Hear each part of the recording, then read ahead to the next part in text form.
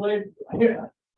So like, I thought it only happened when you weren't here, is when you got elected. you got elected. All set? All set? All righty, let's start with the minutes from the December 13th meeting. Everyone had a chance to look at those? Yes. Any changes or corrections needed? If none, someone make a motion to accept. Motion to accept. Joe's, Second. Steve Demore. Any further discussion? All in favor, say aye. Aye. Anyone opposed? Budget reports attached. A lot of attachments to your agenda today. Mhm. We'll start on the expenditure side, just salaries. There was $30,800 in expenses at the Triumph Technology Park, and that was two payments. One was a progress payment to Coval of $30,000 for the generator. And the second was an $800 payment to Environmental Design Partnership for the engineering work that they're performing on that project for us. And the other expense was the monthly work on our website of $525. On the revenue side, there was a $20,715 reimbursement from Win Stanley, which we appreciate. Investment earnings, and the other figure of the 12,131 is the amount we have to transfer out of our savings account to cover expenses for the month. And that would be it. Good. Any questions on the budget report? I will make a motion to accept, Jim. Mike, thank you, I'll Mike. second it. Stu, for a second. Any further discussion? All in favor, say aye. Aye. Anyone opposed? On to committee reports. It is that time. The report of the nominating committee. The nominating committee is proposing the following slate of officers for 2023. Chairman, Mike Fitzgerald. Vice Chairman, Sue Collins. Treasurer, Todd Willison. The Secretary, Joe Gillis. Are there any requested changes to that slate of officers? I met with all the four of us met, and I talked to Dave afterwards. She wasn't there initially, but we all agreed that this would be a good slate for this coming year. Would someone make the motion to accept the report of the nominating committee? Dave? Is there a second to that motion? Greg? Thank you, Greg.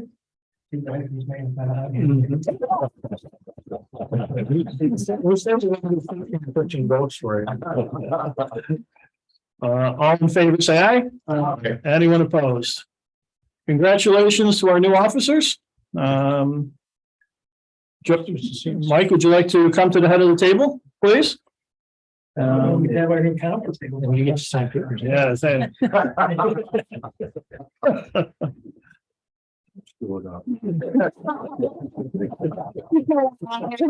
father said that to me. Would that have been on a wedding day?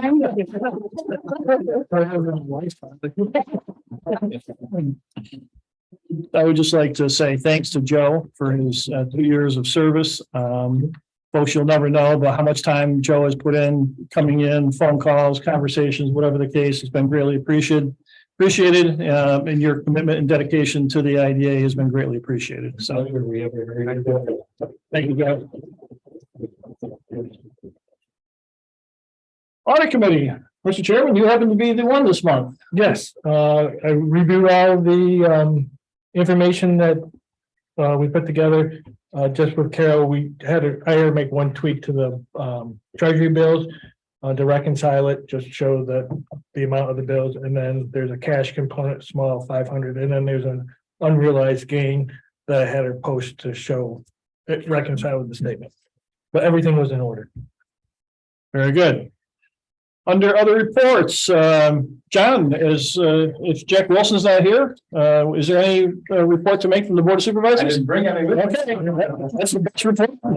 It's been reestablished, new board members in, we have a new chairman of the board, obviously, and new vice chairman. And have yet to have any committee meetings or anything. That'll be end of the month, but we've got a lot started. Obviously, you've all been briefly updated probably on shifting gears and trying to really promote tourism and economic development through tourism. So that'll be still a focus early part of 2023 and even though 24 and 25. Nothing new to add other than that.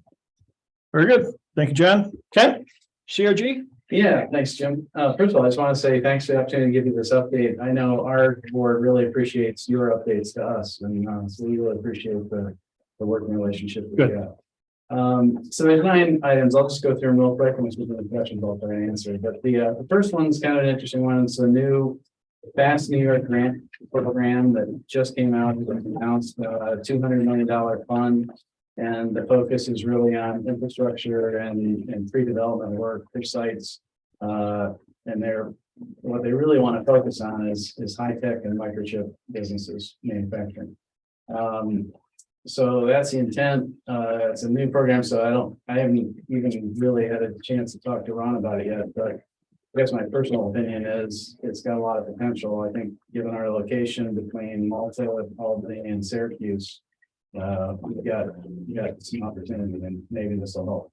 So that's what we're but I'd be surprised if we're not talking about this going forward to some extent. Second item is the DRI grant, the $10 million for Gloversville. It's in process right now. Hopefully you all heard about the event with the governor at the World Theater last month. It was really nice. And I think it was, I can't recall exactly, but I believe about half of the 16 projects were approved at that event, or were announced at that event, they were approved. So we're working with the owners of those projects to get their ducks in a row, make sure everything happens right so they can get started with that. Third item is work with the city of Johnstown to set up a loan fund, just like we have with Gloversville. So I think those funds are really helpful to local businesses. So I'll be happy to get that set up. Fourth item is we rescheduled the legislative meet and greet for this Friday at 10:30 a.m. You guys are all invited, and we'd love to see you there. It got postponed from that last big snowstorm we got in December. No, I don't have any snow. I don't know at all. But anyway, seriously, I hope you can make it, because I think it'll be a really good event.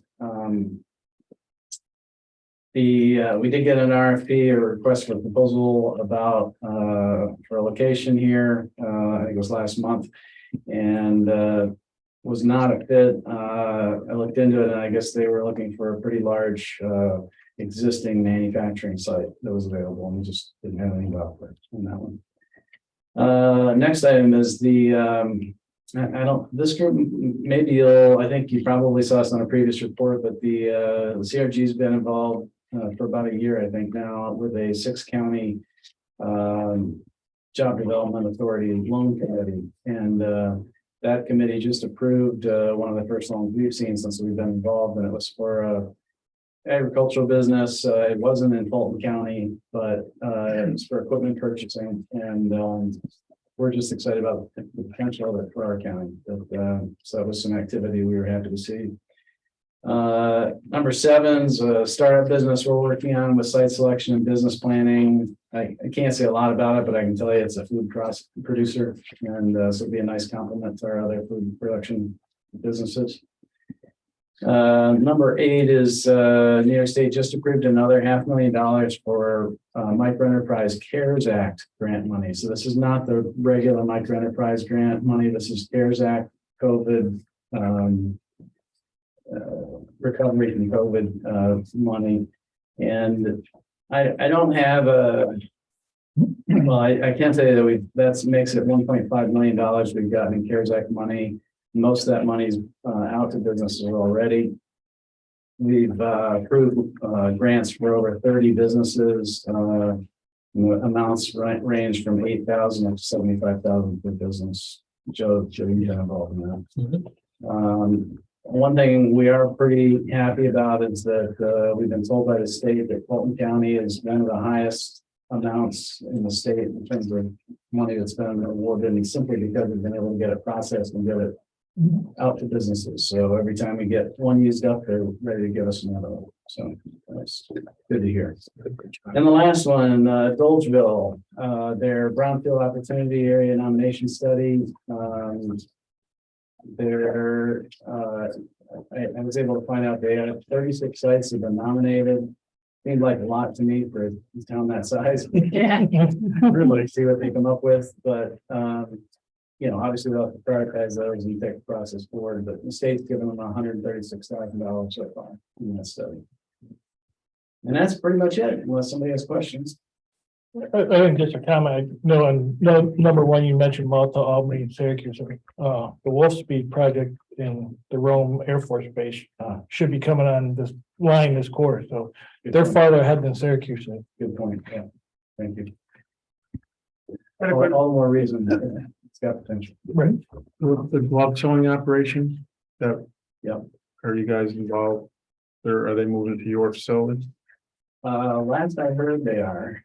I think Ron has been talking with them about, I think he's got some administrative pieces that they are behind on, so he's not ready to like sign the release or anything until they get the information from. So it may have already happened, but the last I knew, it was kind of imminent that he was waiting on something.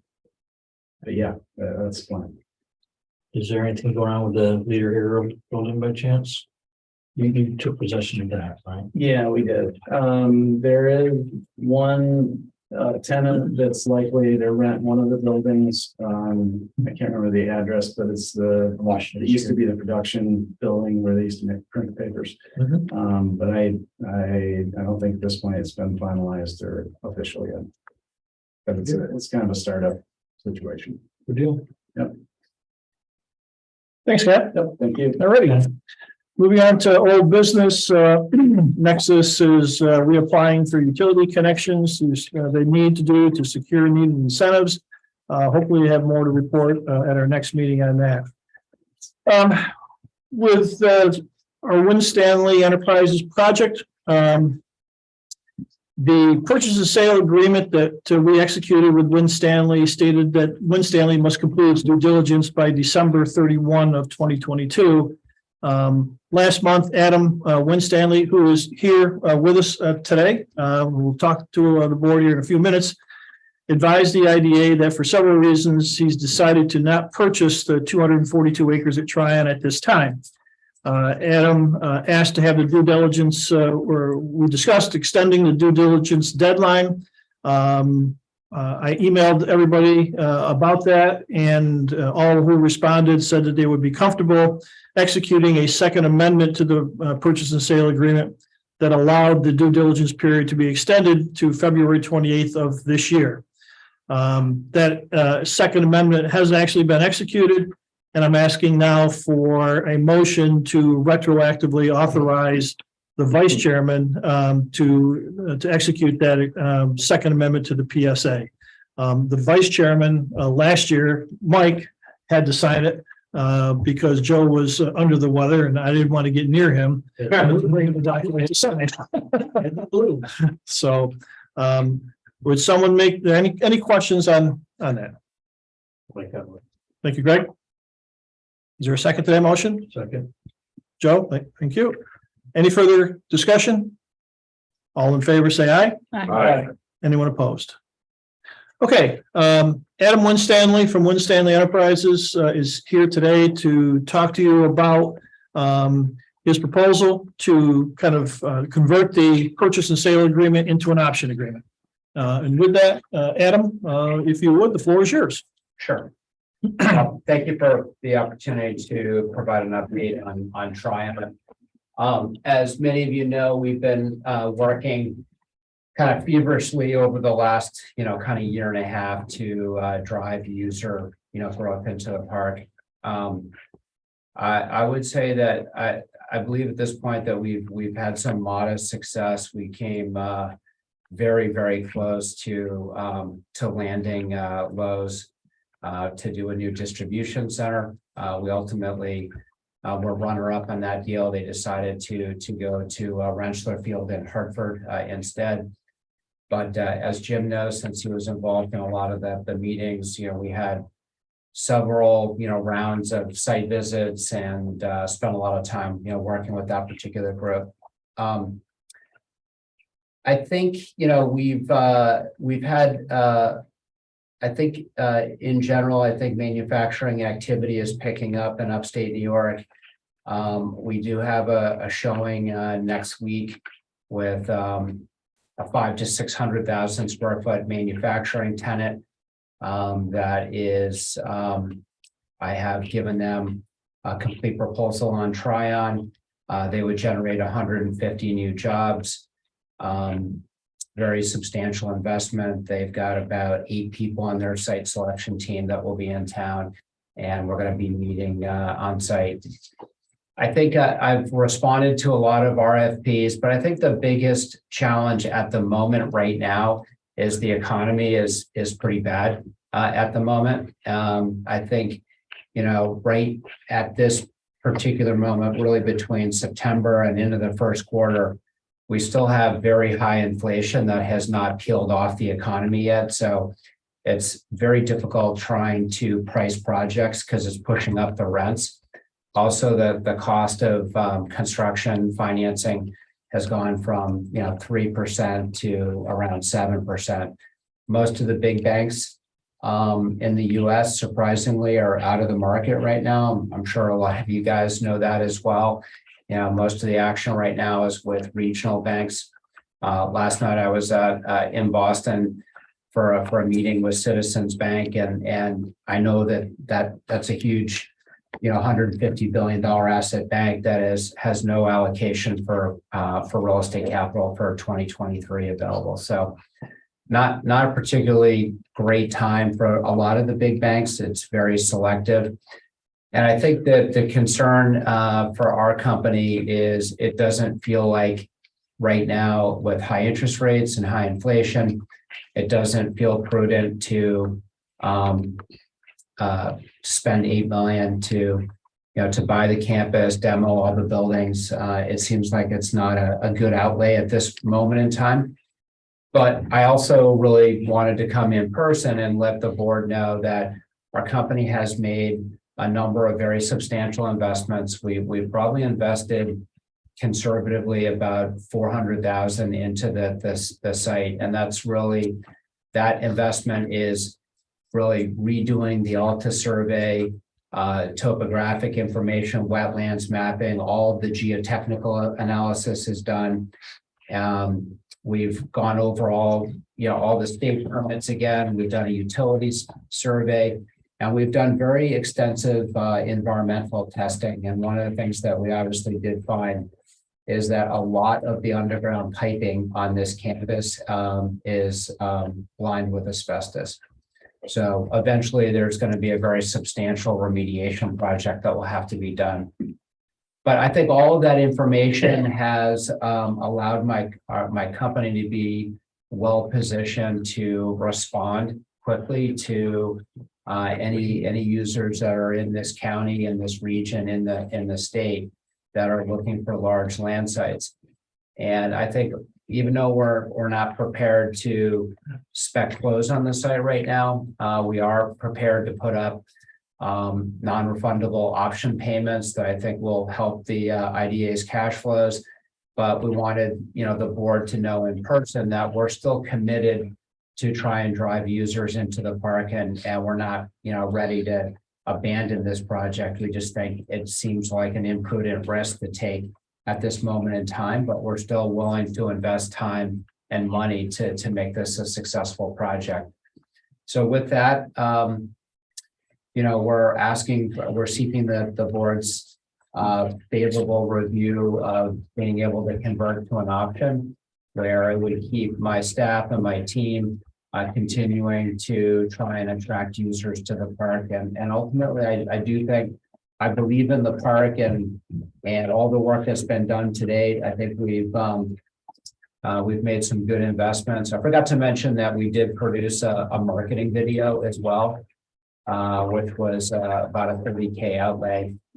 Some of you may have seen that. I think that's been helpful for the bigger searches that these companies are doing to kind of draw attention to the campus. So that's pretty much it. And we'd like to keep working on the project. So that's kind of the final message here. Very good. Any questions of Adam for now? And if we pursued taking down the building there and did all the mitigation and got rid of it, would that make it more attractive to you? I mean, I mean, especially with the grants that are. that's a great question. So. I have, fully characterized the environmental and I have bid out the full demo and abatement and it costs about 3 million.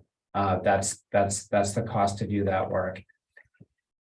I've told Jim before that if there was a source of state funds that could secure that work, we would increase our price proportionally, adjust it back up.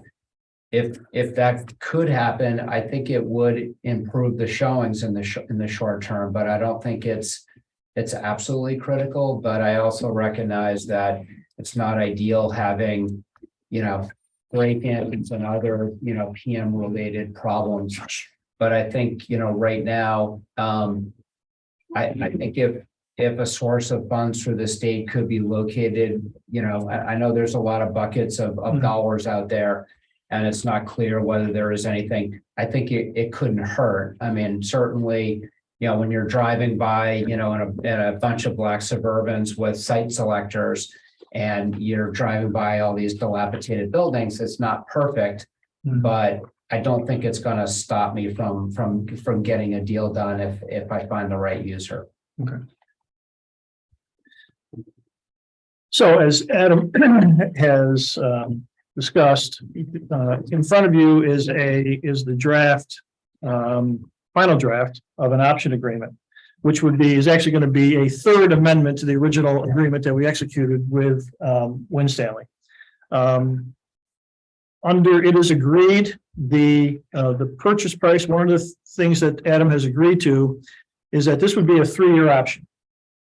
And in the previous agreements that we reached, we reduced the purchase price a certain amount to reflect the increased costs that Win Stanley was going to be incurring for demolishing and abating these buildings. But since this is going to be stretched out for 3 years, what they've agreed to do is in year 2, that purchase price would increase 2%, and it would increase again in the 3rd year 2%. Okay, and that's reflected if you look on the last page of the agreement in what those are the figures and what that equates to in terms of a price per acre. So depending upon when Win Stanley exercised the option here, all right, this table would be used, this exhibit would be used to determine what price would be per acre they would have to pay. The second paragraph there is Win Stanley would have the ability to option just a portion of the 242 acres. So for example, the first project that they got was for the Tryon development area way up top, and they needed 40 acres just to pick a number. Well, they wouldn't have to option all 242 at the same time. They would just option what they needed for that particular project. All right. And then for the next project, and so forth. Okay. The option payment would be $100,000 a year. Each payment that would be received would be applied towards the eventual purchase price, depending upon what that price would be. And again, this would be a 3-year agreement that would start on March 1 of this year and go till February 28th of 3 years from now. Okay.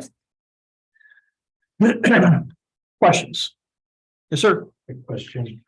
Right, just looking back at emails, we can't find it right now. Originally, when we talked about the demolition cost was going to be so much, and we had 2 options at that point to do an option.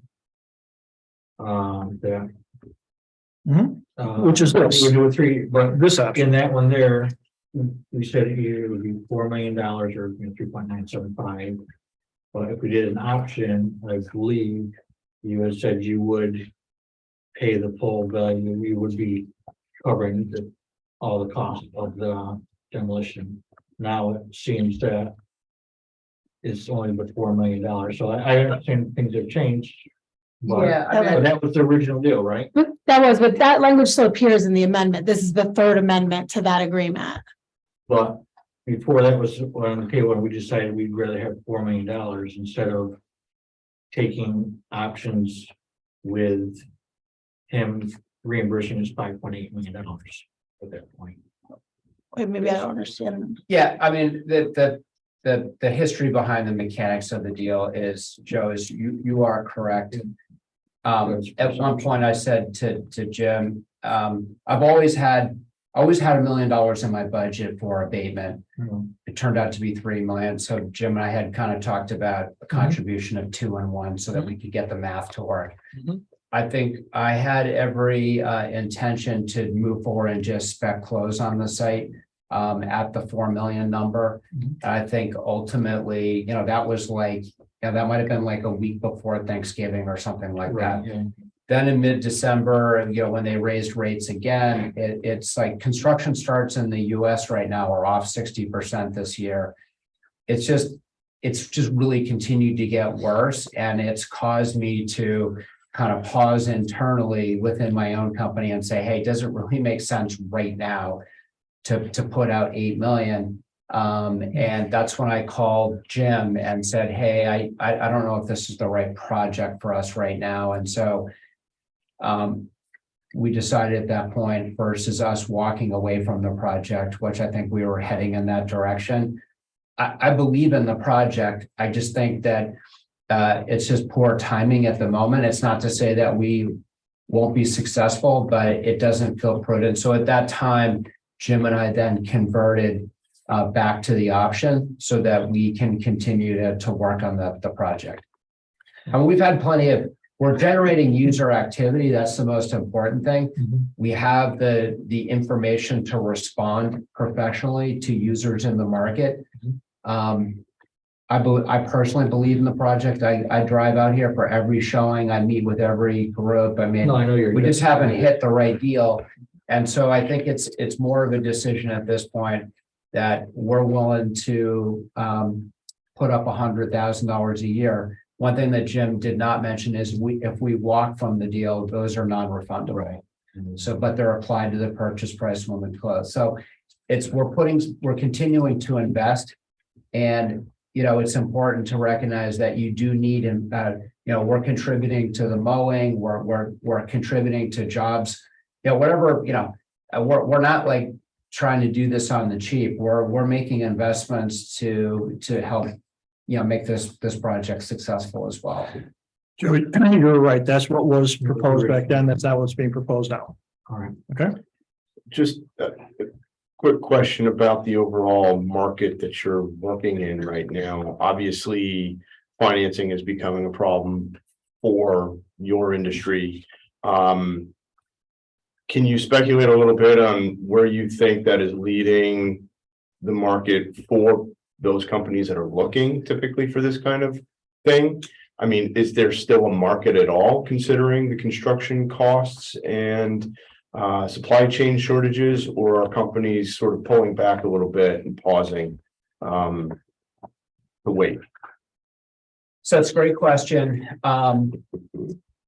I think the best way to answer that is it's significantly more challenging than it was 2 years ago, but there are still users in the market that are looking. And the most important advantage that I think Tryon has, which I am hyper focused on in the market, is that there are roads and infrastructure in place and there's a path to get permits in a reasonable time frame. That's what I'm super focusing on right now. And what I focus on in my business, which is really marketing Hartford to Albany to Boston. That's the only zone that we concentrate in. And I am getting deals done. I just finished up. We just opened up a distribution center in Enfield this past month with Agrimark and Eppendorf, a German pharmaceutical company.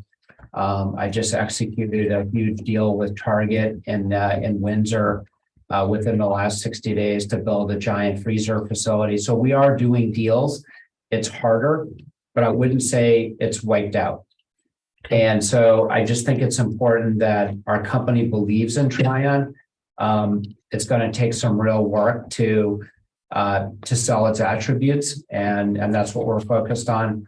My other site in the region, which is what I refer to as the 5S site in the town of Florida, we have not done anything with that site, although I had it under contract, it didn't close. I'm continually, we have interest in that site as well. So I'm optimistic that there are a lot of challenges, but I still think that there are, in New England, there are just less sites available than there were in the last couple of years, and Tryon has some good real estate available. And so it's going to take a lot of effort to continually get Tryon out there in the market, talk with the site selectors, sell, the utility profile, the location, the infrastructure, all those things I keep pounding away on. And ultimately, the real estate business, I mean, for anyone that, I'm sure everyone, lots of people are, dabbling in real estate, and it's a long-term business. I mean, a lot of my projects, some of our best projects take about 5 years. And they take time. When we buy large vacant buildings or we do turnaround projects, I mean, these projects don't happen quickly. It takes a lot of money and it takes a lot of effort.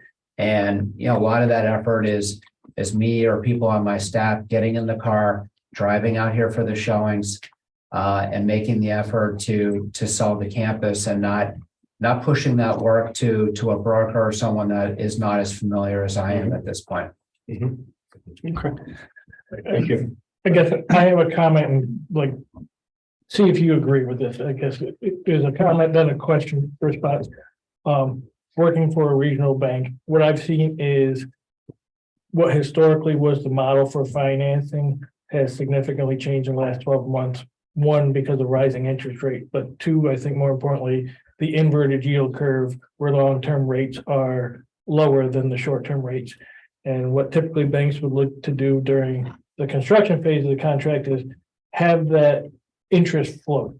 So if a developer like you're unsure now in your modeling what the interest carry could be during the construction period, and then you don't know when it turns to permanent where that is going to be. So what I've seen is these projects have paused because it's difficult to model what your costs are going to be. And I guess, do you see that as something that is holding back the market? Not specifically you, but I think in general. Yes. I think that the biggest challenge this past year is, one, for bigger projects. I mean, Tryon, the jumbo building here could be a $125 million type project. There are less larger banks that can do a $60 to an $80 million construction loan right now. And I'm not talking, I'm just talking low leverage kind of stuff right now. So there are regional banks. I mean, the Liberty banks, the Brookline Savings banks, there's plenty of regional banks that have capital available, which is good news. There are one or two bigger banks that have capital, but the biggest challenge this year has really been, as we all know, in 1 year, rates have gone from 3% to 6.5%. And, if once you have your model built and you're talking about a rent with a tenant, you're trying to fix your costs so that you can quote that rent. The problem right now is for tenants that want build to suits, they're cranking rates so fast. It's like every other month they're going up 75 basis points. And so you don't even want to quote rent right now because they keep going up and up and up. And so at some point, we all know, what the Fed stance is. They're not providing any guidance for next year, but the rates just went up so fast, especially in the fourth quarter. You almost can't quote rent right now because you have to almost tie it to a formula that says, I have the ability to keep moving your rent up as rates go up. And, you need to have some kind of tie-in.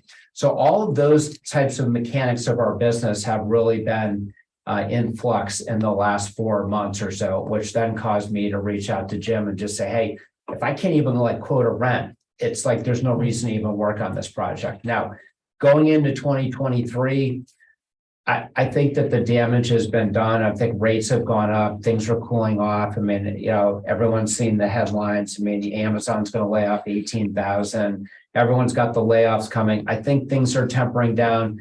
I think material inflation is going to settle down and start to peel back a little bit. So I'm optimistic that we might have a little bit more stability this year. But part of our business is dealing with the ups and the downs of the economy. It's just been really challenging with rates going up and inflation both going up, and not being able to stop those guys on snapping the line at some point. One more quick question. So this is a 3-year commitment for the IDA. It's not. So at the end of the first year, you're the one that says, I want to renew it. I believe that you're Yes. perfectly. If the board, all of a sudden, say the county or the CRG was that, hey, we have a project in hand, but obviously you have an option, it's tying up for 3 years.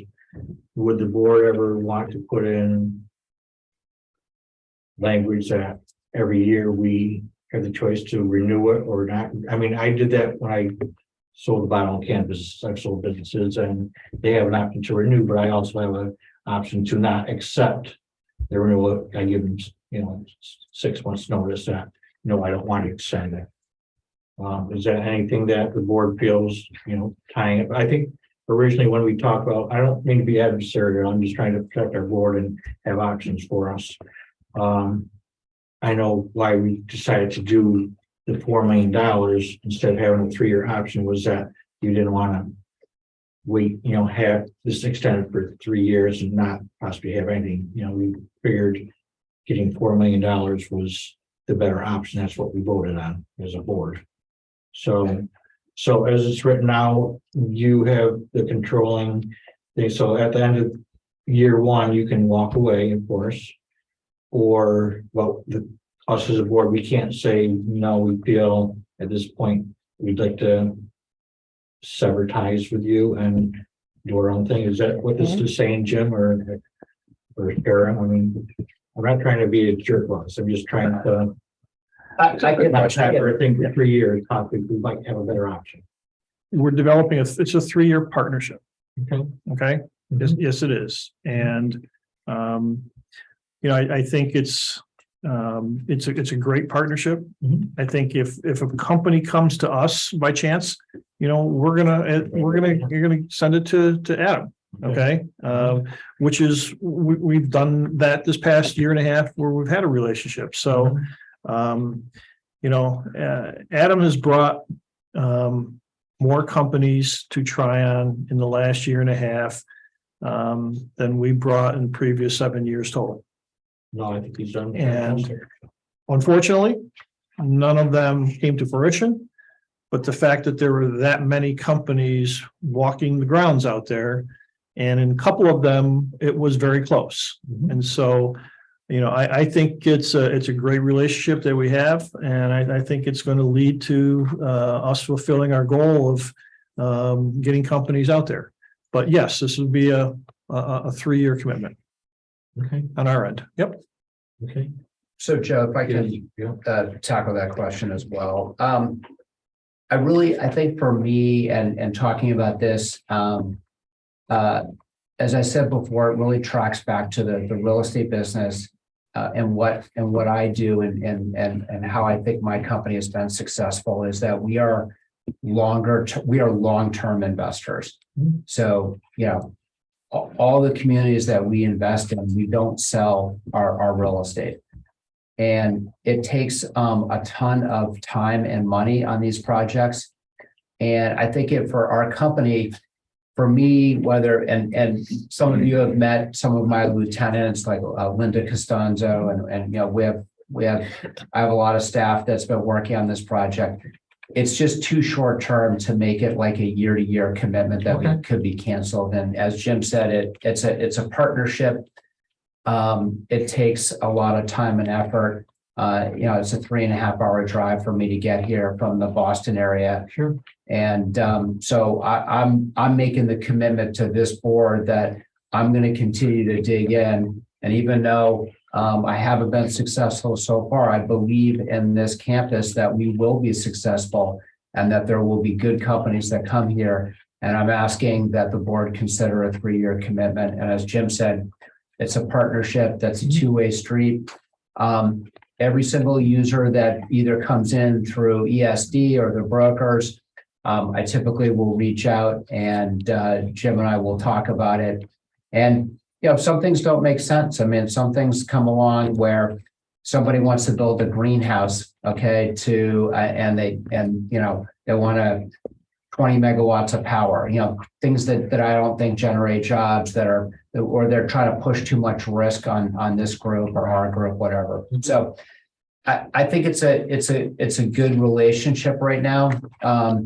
And I think we're doing our part, which is to invest in the campus, to show it in its best light, and to commit the time that's required to be successful. And we're asking for, in return, a minimum of 3 years on that commitment, which I think is appropriate for this type of project, because land is not, these projects, they don't typically happen quickly. I mean, even my, bigger projects, I mean, I don't want to go down a circuitous path, but they typically take 3 to 5 years. And so it feels like that's the shorter end of a realistic timeframe. Fair enough, yeah. Just 2 other points to make. On third page under marketing, Win Stanley has agreed to keep us informed as to whatever marketing initiatives they are performing, and agrees to provide quarterly reports regarding market conditions, marketing initiatives, status of offers made to prospective tenants and users, so forth and so on. So there's be a constant flow of communication and information back to the board. And lastly, if you recall, when we signed the original purchase and sale agreement, Win Stanley agreed to provide a $5,000 deposit that was going to be used to pay for legal services. That amount has been utilized so far. And so as part of this amendment, Win Stanley will contribute another $2,500 to cover whatever additional legal fees that we may be incurring. So, Very good. all right. I have one last question. Sure. So paragraph number 2, purchase all or in part. Yep. I don't have an issue with selling a piece of the project. I don't want to be stuck at the end of 3 years where there's 1 25-acre parcel left and it's the wetlands in the front right corner. No, understood. So, I mean, you can talk about that stuff when it happens, but it's better to have that out in the open. So I guess maybe a suggestion was if a certain percentage of the park is purchased, that it's all purchased. That's a very good point. If you, Adam and his engineers have laid out the park for 4 building sites. Okay. All right, there's four building sites, and that's his intent, is to build those 4 particular sites. All right, hopefully they're gonna be, well, each one, wherever first one goes, that's a tract of land that they're gonna buy. And that tract of land is defined here. So when he goes to develop this project, The wetlands. that's gonna include all the wetlands. Right. Okay, and that's part of the reason why this agreement was set up with, breaking it so you can break it down into components, but those components would be those 4 tracts of land. Okay, as is. So all those wetlands are going to go with that particular project. Okay. How many acres is that particular project with the wetlands? 115.6 to be exact. And if I recall, there was some benefit to the development to keep those wetlands in For zoning the purposes, calculation for the for zoning maximum, purposes. maximum lot for max lot development. coverage, right? So Correct. I think it's to the developer's advantage to keep all that and. Yep. So I have no objection to the way that's set up. Thanks, Adam. Okay, any further discussion? Any further questions? Greg? You might have to graph whether you're going to fix in your zip code number 12095 including 12096. You passed the test, Greg. You passed the test.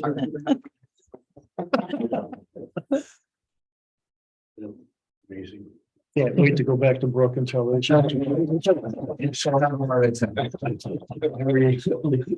Okay. If there's no discussion, would someone be willing to make a motion to authorize the chairman to sign the third amendment to the agreement? Joe? Is there a second to that motion? I'll make the second. Joe Gillis. Any further discussion? Any further questions? All in favor of the motion, say aye. Aye. Anyone opposed? Motion is carried. Okay. Billy Sullivan's chair. You liberated? Are you liberated down there? Have you done those yet? I have not. Okay, put those in the file. All right. I figured I'd wait to the end. I don't want to sign anything before it was officially approved. Okay, moving on here, our backup generator project, the generator has been delivered and is set in place. Cobalt is supposed to be out there pulling wires. And it should be completed shortly. Once it's done, the specs called for Cobalt to provide training to county facility staff on how to operate and maintain it. And Cobalt will also be providing a 2-year maintenance agreement to the county where they will perform all the maintenance on that machine for the first 2 years. So that project is moving towards completion. Remind me, That's already been handed over. right, it's already been transferred to this. Okay, Yep, it's all been transferred over. Okay, next series of things are the routines of our annual meeting. I'll try to go through these without too many people falling asleep. The first item are committee appointments.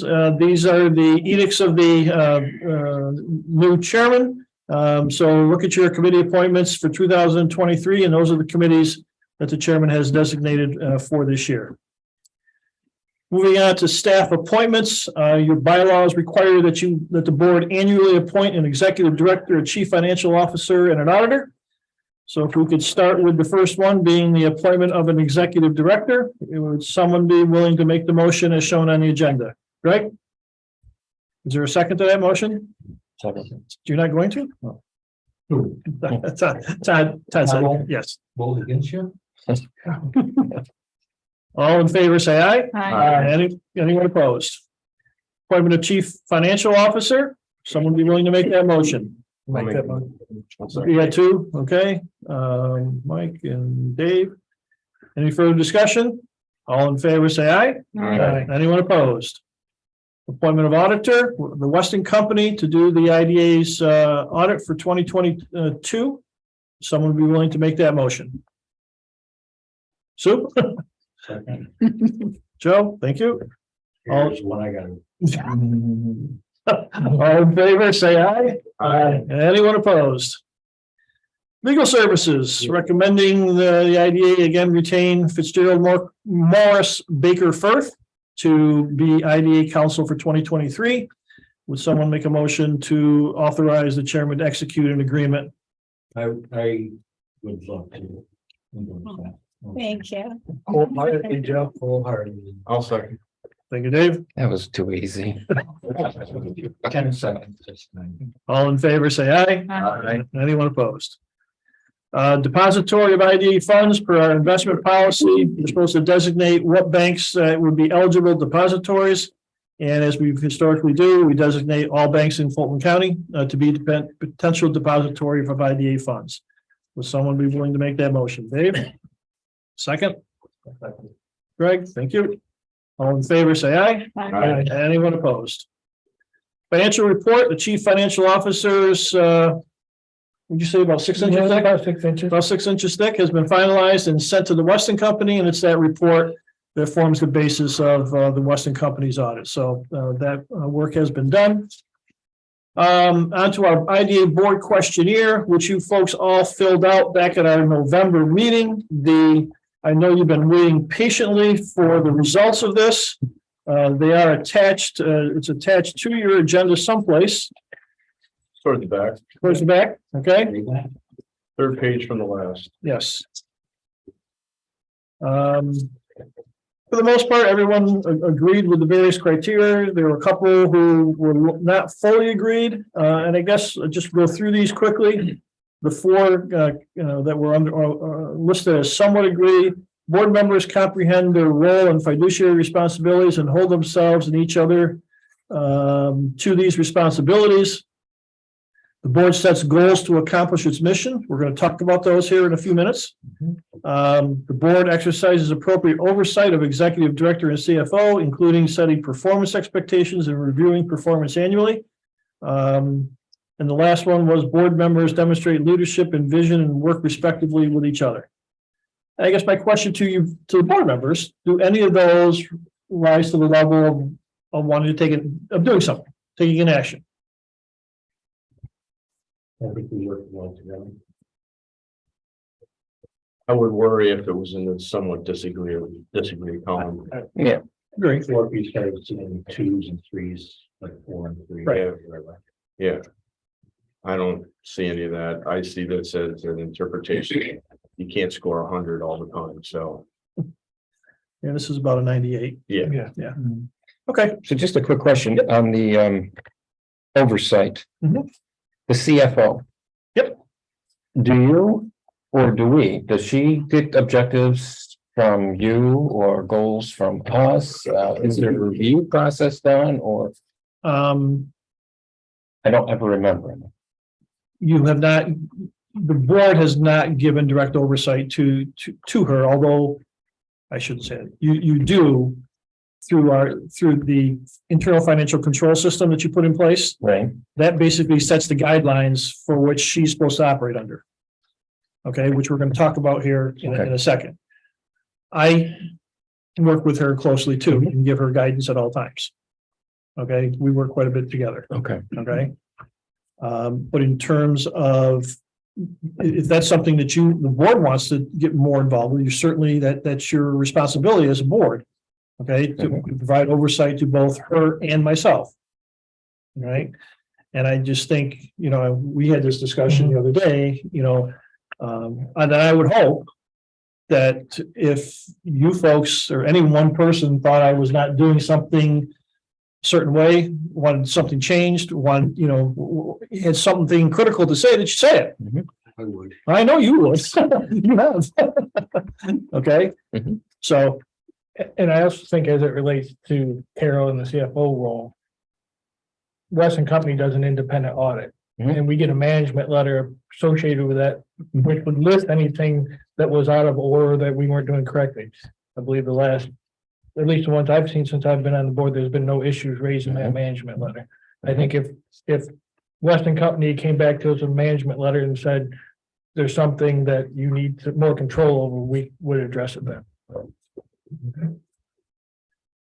all right, so I'm asking for a motion to authorize myself to post this questionnaire onto the IDA's website, because that's what the ABL says we're supposed to do. So moved. Dave, I'll second. Sue, any further discussion? All in favor, say aye. Anyone opposed?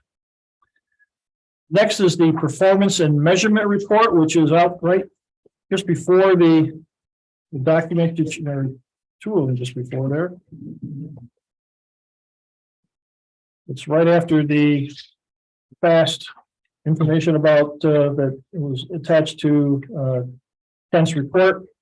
Again, this is a report that we have to fill out annually that the chairman needs to sign, but it's basically answering those questions under the governance certification. On page 2, there's 5 questions, and those are the answers we've consistently provided. And again, that report needs to be signed, and I have to post that onto the IDA's website as we have to do every year. Any questions? Is someone willing to make a motion to authorize the chairman to sign that report and for me to post it onto the IDA's website? Craig? Second. Joe? Any further discussion? All in favor, say aye. Aye. Anyone opposed?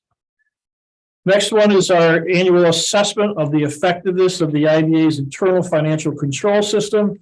And if you recall at our last meeting, you actually amended the internal financial control system by adding a recognition that you're now dealing with treasury bills. And we put that those provisions in there that just confirm the obvious, which was that it's the IDA's board decision, not the CFO's, as to whether to invest in treasury bills or not. And, okay, so, on your agenda, you're supposed to approve a certification statement. And listed on page 7 in bold is the statement that's proposing. The IDA board has documented and assessed the internal control structure and procedures for the IDA for the year ending December 31, 2022. It was determined that the internal controls should be revised to include referencing treasury bills. So I'm just acknowledging what you've done. So with that, at the bottom of page 7 of your agenda, I'm asking for a motion to adopt that certification statement and to post it onto the IDA's website. So moved. Todd? Dave? Any further discussion? It's not directly related to this, but I know we moved the money to the T-bills, so we still have a considerable amount in that money market. And I know talking with Carol, when I did the reconciliation, she mentioned the rates had gone up. Right. It's worth making an inquiry to the bank where they're stationed, that if there's an exception pricing that we could get more. Okay, Yes, that's worth the phone. okay, can do that. Top of page 8,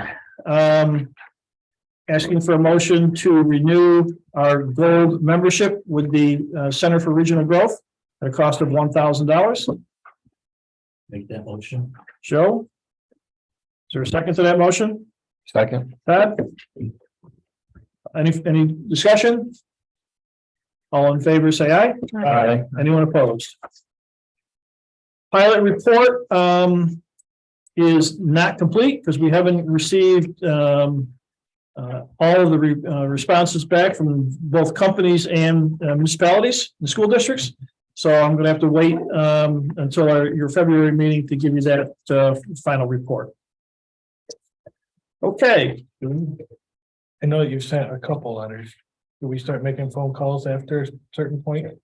Well, we gave them actually till January 4th. Okay, Okay, we have sent follow-up ones already. I knew you Yeah, sent. we sent follow-ups.